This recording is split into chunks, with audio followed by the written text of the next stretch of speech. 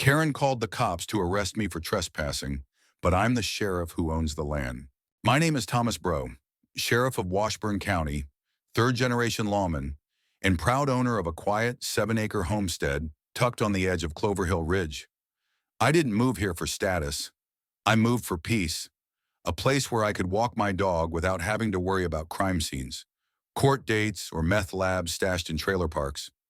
I bought the land fair and square, cleared it, fenced it, built a small barn with my own hands. I wanted simple, but when a woman named Karen Ellison moved into the Whisper Pines subdivision across the creek, I knew peace wouldn't last long. She first introduced herself by sliding a printed HOA flyer into my mailbox titled Community Aesthetic Guidelines. I live on private land, unincorporated, off the grid from any HOA charter. But she didn't care. She appointed herself president of the so-called Whisper Pines Beautification Council. The council had exactly one member, herself. She started harassing folks across the property line, measuring grass height with a ruler, telling new residents their house paint violated tone palettes, threatening them with fines that didn't exist. I ignored her until she crossed my fence. That morning, I was repairing my south boundary where the winter storms had knocked a few planks loose. I wore an old hoodie, jeans, and gloves. Looked more like a handyman than the man who signs off on felony warrants. About 20 minutes in, I saw her approach, clipboard in hand, sunglasses on like she was walking a red carpet. "You're trespassing," she barked. I stood, on my own land. She didn't flinch. This entire strip is technically common ground. The HOA voted 2 weeks ago to reclaim it. I blinked. "You think you own this?" She nodded. "Step back now or I'll call the sheriff." I smiled. "You're looking at him." She laughed. "Right." 10 minutes later, 2 deputies showed up, Youngblood and Cruz. They're good men, trained by me. Karen ran to them like a soap opera actress, shrieking about criminal trespassing and illegal structures. I stayed by the fence, arms crossed. When the deputies stepped closer and saw my face, I saw the exact second the color drained from theirs. Sheriff Bro. Karen blinked. "Wait." What Youngblood coughed. "Ma'am, this is Sheriff Bro. He owns this land.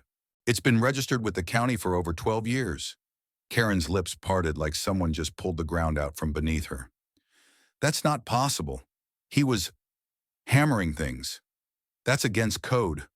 "There is no code here," I said. "This isn't your HOA. This is my property." But she didn't stop there. She doubled down. She filed a complaint with the county saying I'd threatened her with a firearm while on HOA land. Claimed I was using his badge to intimidate community officials. The county ethics board laughed. Literally.